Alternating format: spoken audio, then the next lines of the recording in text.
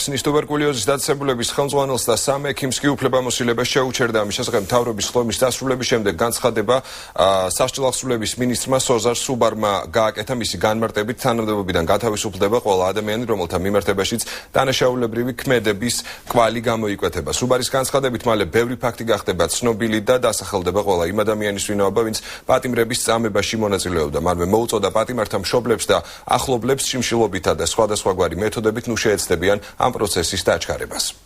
დაწესებულებაში რამდენი სამი ექიმის შეუჩერდა ასევე უფლებამოსილება. ერთ-ერთი დაწესებულების ხელმძღვანელი გუშინ გათავისუფლდა თანამდებობიდან. ანუ ნაბიჯ ყველგან სადაც გამოიკვეთება კონკრეტული პირის დანაშაული. შესაბამისი რეაგირება იქნება, სადაც არ გამოიკვეთება დანაშაული, მაგრამ უბრალოდ მოხდება, რომ ეს ადამიანი ვერ ასრულებდა ან არ ასრულებდა თავის მოვალეობას, გათავისუფლდება სამსახურიდან. ოღონდ ისევ და ისევ ვიმეორებ, ყველაფერს სჭირდება მტკიცებულება, ყველაფერს სჭირდება შესწავლა.